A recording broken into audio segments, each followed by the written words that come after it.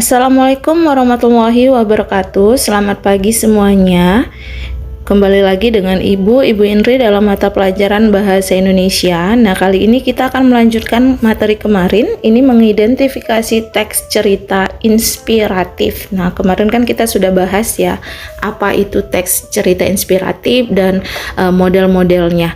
Nah, kali ini kita akan mengidentifikasi yang pertama bagian gagasan utama dari teks cerita inspiratif.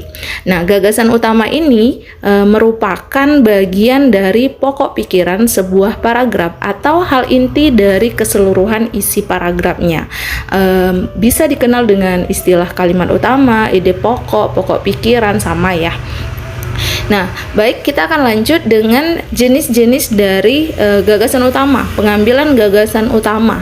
Nah, yang pertama itu ada namanya deduktif. Deduktif ini gagasan utamanya terdapat di awal paragraf atau di kalimat pertama biasanya. Nah, untuk induktif ini gagasan utamanya terdapat di akhir paragraf atau kalimat akhir. Terakhir campuran itu gagasan utamanya bisa di awal paragraf atau di akhir paragraf gitu. Baik, nah biasanya gagasan utama ini dalam sebuah paragraf nih, contoh deduktif. Sejumlah persiapan pun dilakukan pemerintah Provinsi DKI Jakarta untuk mengantisipasi masalah banjir yang kerap menjadi langganan saat musim penghujan. Selain melakukan normalisasi waduk, Pemprov DKI pun mulai melakukan simulasi terkait penyaluran logistik.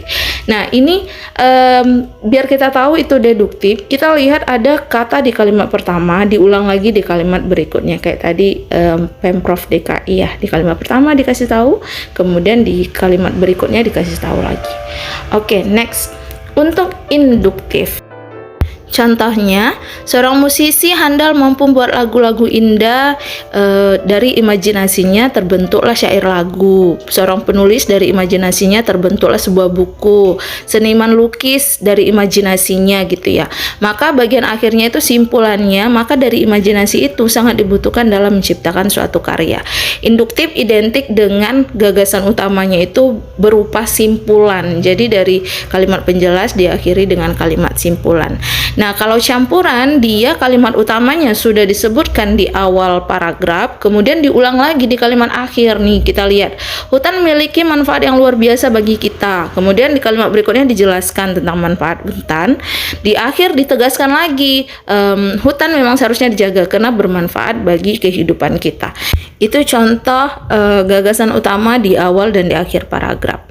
Berikutnya kita akan bahas tentang keteladanan tokoh. Dalam menentukan keteladanan tokoh di sebuah teks cerita inspiratif, ini kita khususkan biografi, itu adalah jenis ekspositori ya, kita udah bahas. Nah, biasanya untuk menentukan keteladanan tokoh itu kita lihat adalah sifat baik si tokoh yang bisa kalian tiru. Ingat, sifat baik tokoh yang bisa kalian tiru itu adalah keteladanan tokoh. Jadi ketika ditanya tentang keteladanan tokoh, lihat sifat baik tokoh yang bisa kalian tiru. Di sini dalam contoh teks biografi ini tentang Muhammad Hatta, ini biografi beliau, kemudian ada bagian beliau sangat bersahaja dan sederhana. Nah, itu adalah sifat baik beliau yang bisa kalian tiru. Jadi ketika ada pertanyaan tentang keteladanan tokoh seorang Muhammad Hatta, berarti bagian beliau sangat bersahaja dan sederhana. Itu adalah keteladanan tokohnya. Ingat, Ibu ulangi lagi, keteladanan tokoh, sifat baik yang bisa kalian tiru. Berikutnya kita akan bahas tentang keistimewaan tokoh. Keistimewaan tokoh ini juga bagian dari teks biografi ekspositori ya.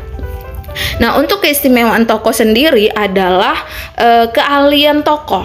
Beda ya, keteladanan dengan keistimewaan. Keistimewaan itu berarti keahlian tokoh. Keahlian tokoh di sini berarti hanya tokoh yang mampu gitu, hanya tokoh yang mampu melakukan itu.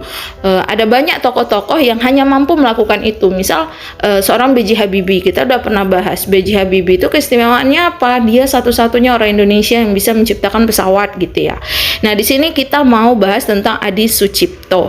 Apa keistimewaan beliau? Beliau adalah seorang dokter, kemudian karena ketertarikannya di dunia dirgantara, beliau pindah gitu dari meninggalkan kedokterannya, kemudian pindah ke atau hijrah ke dunia dirgantara. Itu adalah keistimewaan seorang tokoh Adi Sucipto.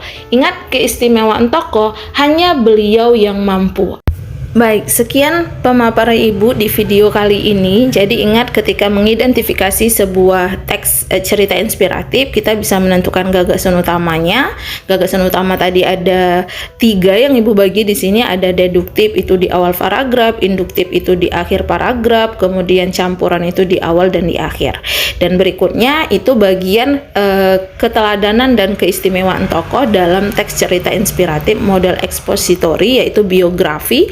Ingat, keteladanan tokoh berarti sifat baik tokoh yang bisa kalian tiru. Kemudian keistimewaan tokoh itu adalah hal penting yang dilakukan tokoh yang hanya si tokoh yang mampu gitu. Baik, sekian video materi hari ini. Kalau kamu ada hal yang tidak mengerti, boleh kamu tanya ke Ibu, chat ke Ibu. Terima kasih untuk bagi kamu yang sudah mendengarkan, dan jangan lupa dicatat materi hari ini. Terima kasih, sampai jumpa. Assalamualaikum warahmatullahi wabarakatuh. Selamat pagi, siang, sore, malam semuanya.